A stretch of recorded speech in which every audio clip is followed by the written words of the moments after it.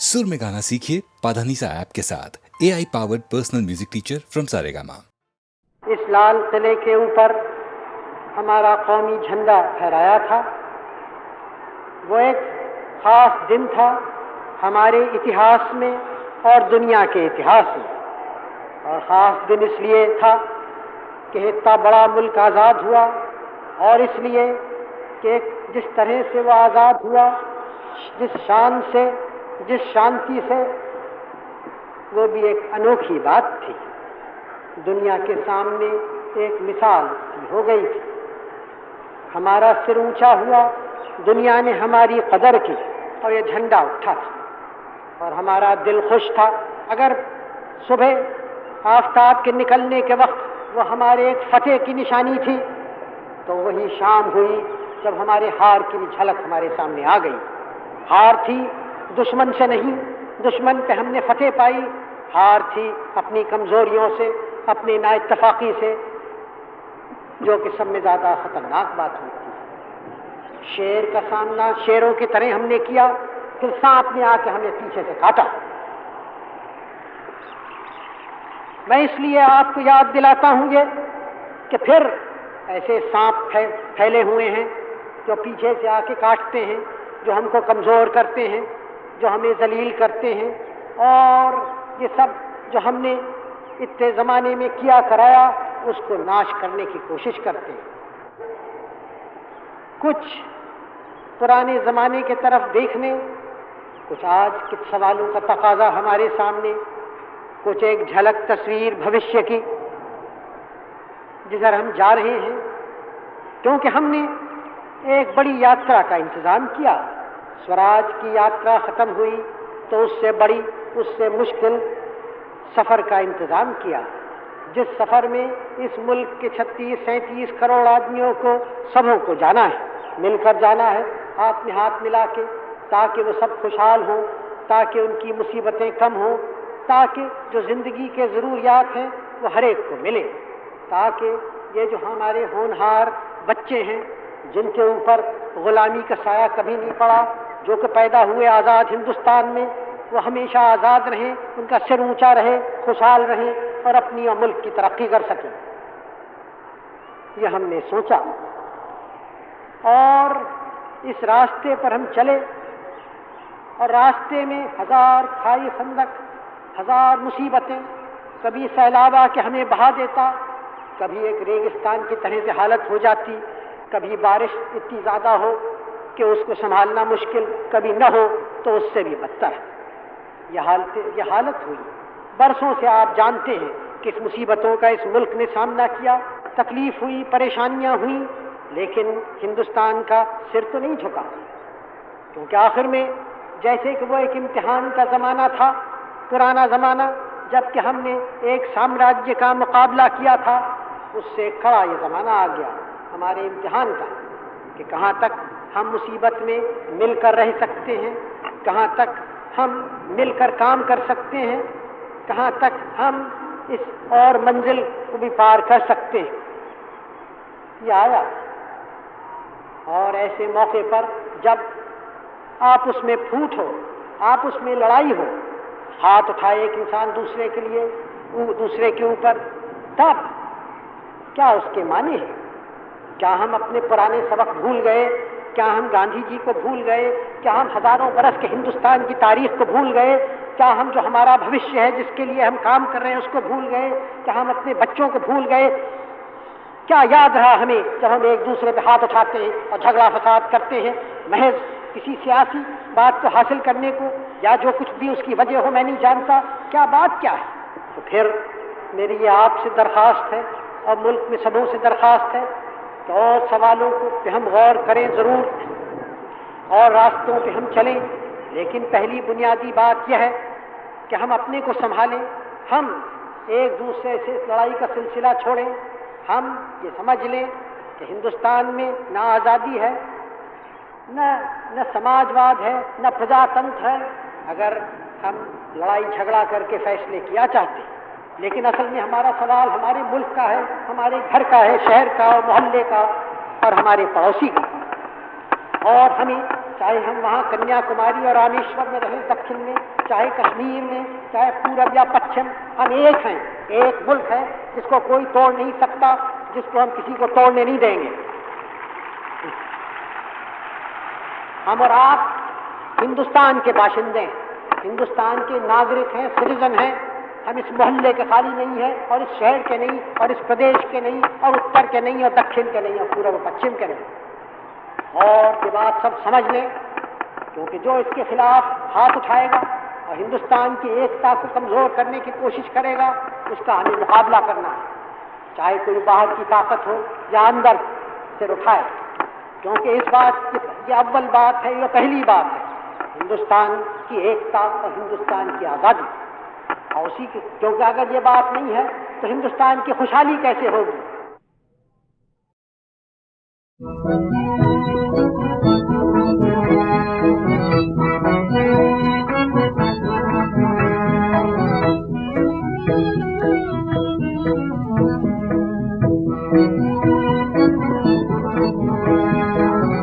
नैना क्यों रोते हैं, नैना क्यों रोते हैं, मन क्यों करता है हाय। नैना क्यों रोते हैं, मन क्यों करता है हाय। नैना क्यों रोते हैं, जूं जूं उसको भुलाऊं मन से, तू याद वो आए, तू याद वो आए, तू याद वो आए। नैना क्यों रोते हैं, मन क्यों करता है हाय। नैना क्यों रोते हैं।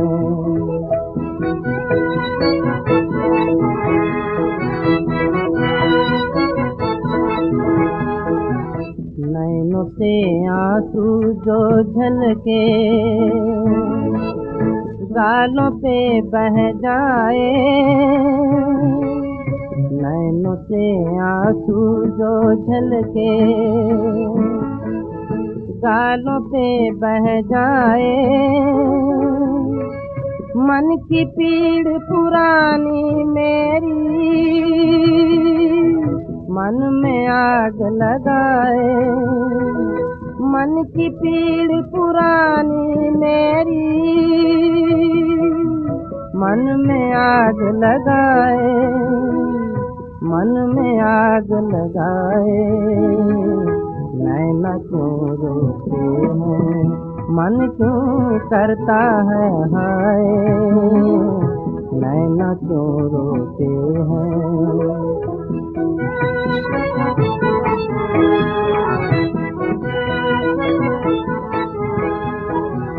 नैनों में सूरत सजनी की, क्यों नैना उमड़ाए। नैनों में सूरत सजनी की, क्यों नैना उमड़ाए। ढलक रहा पानी नैनों से, सूरत बह ना जाए। ढलक रहा पानी नैनों से, सूरत बह ना जाए, सूरत बह ना जाए।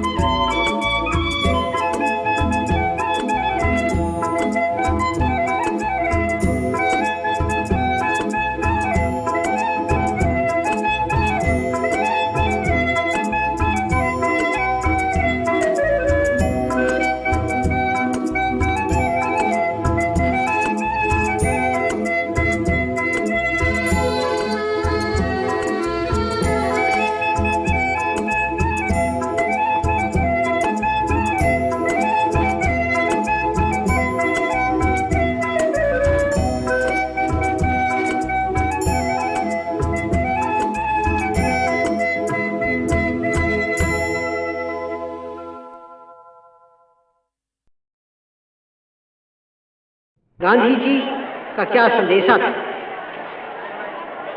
8 बरस हुए इस बात को, और आप सबों को याद होगा कैसे एकदम से हिंदुस्तान का दिल दहल गया था इस खबर को सुन के। और हम लोग जो उनके नीचे काम करने वाले थे और उनसे सलाह मशवरा लेते थे हर बात पर, एकदम से हमारे आंखों के सामने अंधेरा छा गया था। लेकिन अब इस बात को सोचकर और गांधी जी के जीवन को देखकर और उनके मरने को देखकर विचार ये होता है कि जीना भी अच्छा था और मरना भी अच्छा था। मामूली मरना उनको शोभा नहीं देता, जैसे मामूली जीना उनको शोभा नहीं देता।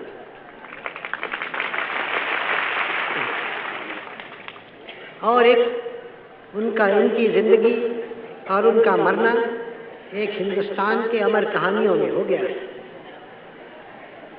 लेकिन कहानियाँ तो हमारी बहुत सारी हैं। सवाल ये उठता है कि जो रोशनी उन्होंने डाली कहाँ तक हमारी आंखों के सामने है, जो रास्ता उन्होंने दिखाया कहाँ तक उस पर हम चलने की कोशिश करते हैं। इसलिए ऐसे दिन जैसे 30 जनवरी था अभी, जो कि आप जानते हैं अब एक हमारे शहीदों का दिन हिंदुस्तान भर के लिए हो गया है, या आज का दिन 13 फरवरी।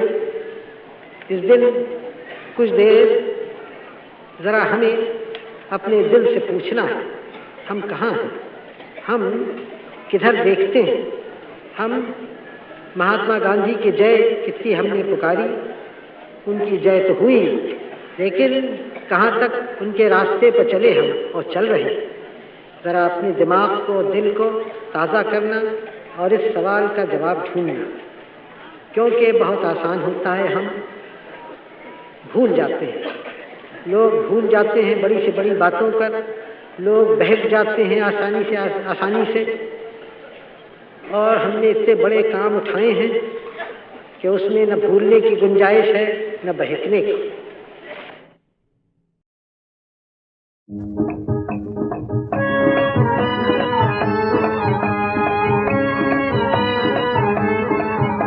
आता है जब बहार पे मौसम शबाब का, रहता नहीं ख्याल गुनाह वो सवाब का। आता है जब बहार पे मौसम शबाब का, रहता नहीं ख्याल गुनाह वो सवाब का।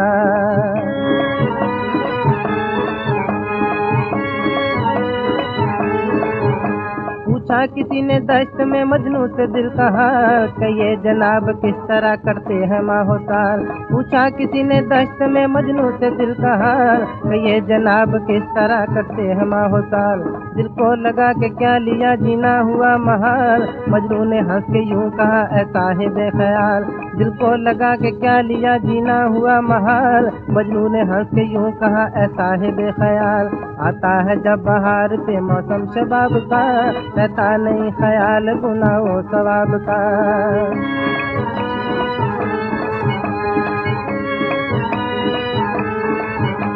पूछा बुला के हीर से काजी ने ये सवाल, दोज़ख की आग सख्त है इसका भी है ख्याल। पूछा बुला के हीर से काजी ने ये सवाल, दोज़ख की आग सख्त है इसका भी है ख्याल। न इश्क काम आएगा न यार का जमाल, कहने लगी वो नेक यूं ऐ साहिब कमाल। न इश्क काम आएगा न यार का जमाल, कहने लगी वो नेक यूं ऐ साहिब कमाल। आता है जब बहार से मौसम शबाब का, रहता नहीं ख्याल गुनाह वो सवाब का।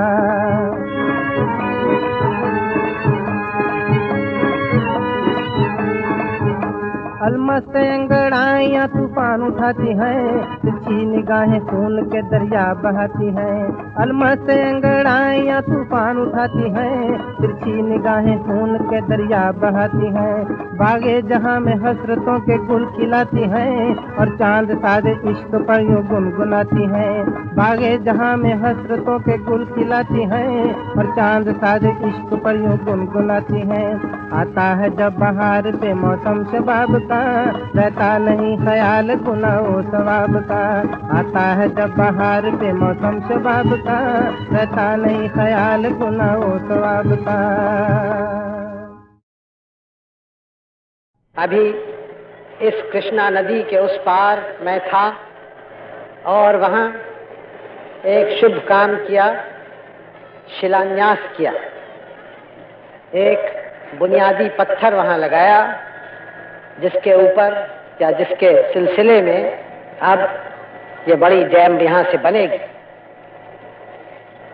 जो मैंने वहाँ कहा शायद यहाँ आपने सुना हो। वहाँ खड़े होकर और इस जगह को देखकर मेरे मन में अनेक विचार आए, तरह तरह के ख्यालात आए, पुराने और नए। मुझे याद आया कि ये जगह एक हमारे इतिहास में भारत के बड़ी प्रसिद्ध जगह थी, और प्रसिद्ध भारत में नहीं लेकिन दूर दूर के देशों में, और वहाँ से लोग आते थे यहाँ। जो श्री पर्वत नाम था, फिर विजयपुरी उसका नाम हुआ। उस नगर में यहाँ लोगों से मिलने, पढ़ने और भारत की विद्याओं को, भारत के में जो एक धर्म पैदा हुआ था बौद्ध धर्म, उसको सीखने को, समझने को। तो ये एक भारत की संस्कृति और एशिया की संस्कृति और तमद्दुन का एक बड़ा केंद्र था। ये आप देखें, यहाँ अभी मैं इस कृष्णा नदी के उस पार था, वो आजकल आंध्र देश कहलाता है, आंध्र प्रदेश। नदी के इस पार आया तो वह आजकल हैदराबाद प्रदेश कहलाता है। लेकिन उसमें कौन सा फर्क हुआ? उधर भी हमारा परिवार, इधर भी हमारा आपका परिवार। एक नदी तो हमें अलग नहीं कर सकती।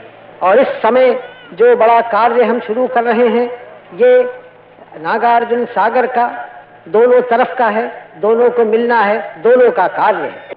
इसी तरह से इस काम को हम एक दूसरे के सहयोग से कर सकते हैं। अलग अलग करें तो काम ठीक नहीं हो। इसी तरह से भारत भर में जो बड़े बड़े कार्य हो रहे हैं, वो सब एक दूसरे के सहयोग से हों, क्योंकि सारा भारत आपका है। आपका खाली ये जिला और हैदराबाद प्रदेश नहीं या आंध्र देश नहीं, आपका तो सारा भारत है, आपका और मेरा। हम अपने इस बड़ी जायदाद को, बड़ी विरासत को कम क्यों करें, थोड़ा क्यों करें? हिमालय से लेके कन्याकुमारी तक ये भारत आप सबों का है, और हिमालय से लेके कन्याकुमारी तक और सब दक्षिण और उत्तर सब मेरा है। और हम आपके हैं, आप हमारे हैं। हम एक बड़ा परिवार है इस देश में। थोड़ी देर के लिए हम अपने अलग अलग प्रदेशों को भूल जाएं। मैं उत्तर प्रदेश का रहने वाला, या आप इधर के दक्षिण में रहने वाले, और हम सोचें कि हम सब इस महान देश भारतवर्ष के रहने वाले हैं। दुनिया में हमारा आदर होता है तो इसलिए कि हम भारतीय हैं, इसलिए नहीं कि मैं उत्तर प्रदेश से आया और आप हैदराबाद या आंध्र से आए। भारत का नाम है, और जो भारत का नागरिक है उसका इसलिए आदर है कि भारत से वो आता है। हम और आप यहाँ जो आज जमा हैं, ये एक पवित्र स्थान है, पाक जगह, क्योंकि यहाँ हमारे बुजुर्गों ने हजारों बरस हुए बड़े बड़े विचार किए, बड़े बड़े कार्य किए, और उनके विचार दुनिया में फैले। यहाँ एक बड़ी विद्यापीठ थी, उसके आचार्य नागार्जुन अध्यक्ष थे। उनका नाम अब तक प्रसिद्ध है, और उनका नाम भारत में नहीं, चीन और जापान में और तिब्बत में, इन देशों में प्रसिद्ध है। शायद आप और हम तो भूल भी गए हों, लेकिन और देशों में अब तक उनका नाम मशहूर है, प्रसिद्ध है। इतने महापुरुष वो थे। तो हम एक पवित्र स्थान पर है, और यहाँ एक नगर था जिसका उस समय नाम विजयपुरी था। उस समय के जो बड़े राजा लोग थे उन्होंने बनाया था। तो नाम भी एक सुंदर नाम है, और जो काम हम आज कर रहे हैं वो भी एक विजय का काम है। जनता की विजय, जनता की भलाई, उनकी दुख दूर हो, तो इससे बड़ी विजय क्या हो सकती है। मैं आशा करता हूं कि फिर से यहाँ एक नगर बसेगा इस बड़े सागर के आसपास, जो सागर बनने वाला है, और शायद उचित हो, मुनासिब हो अगर उस नगर का नाम भी आप विजयपुरी रखें। आज विजयपुरी मैंने आपसे कहा, किस बात के ऊपर विजय? पहले राजा महाराजा लोग एक दूसरे से लड़ाई लड़ते थे, अब भी बड़े बड़े देश एक दूसरे से लड़ाई लड़ा करते हैं, लेकिन आप जानते हैं कि हमारा ध्येय यह है कि हम कोई लड़ाई न लड़ें, शांति से चलें।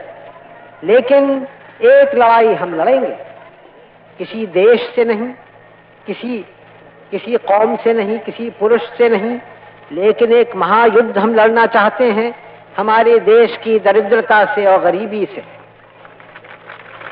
तो ये जो यहाँ विजयपुरी हो, वो एक विजय की निशानी हो कि इस लड़ाई में जो देश की दरिद्रता से हम लड़ें, कि उसको दबाएं, उसको हराएं और उसको इस देश से निकाल दें।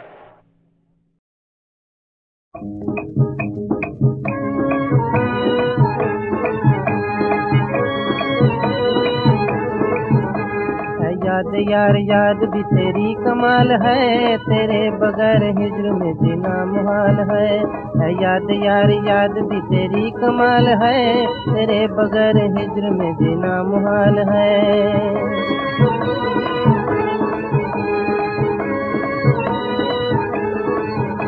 जंगल में कोई घूम के दिन था गुजारता, कांटों की कोई सेज पर था तन संवारता। जंगल में कोई घूम के दिन था गुजारता, कांटों की कोई सेज पर था तन संवारता।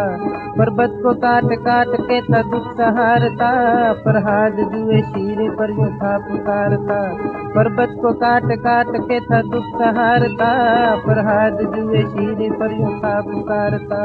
ऐ याद यार याद भी तेरी कमाल है, तेरे बगैर हिज्र में जीना मुहाल है।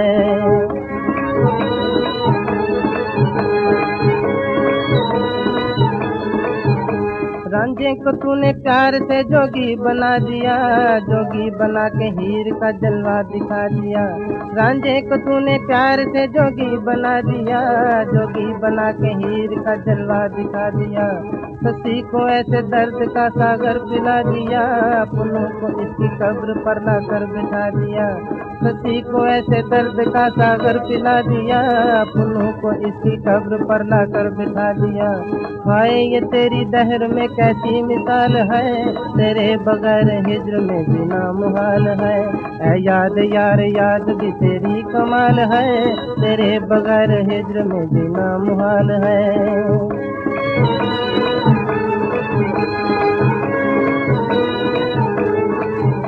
तूने वो साज दिल पर नगमे सुना दिए, पिछला लबों को इश्क के सागर पिला दिए।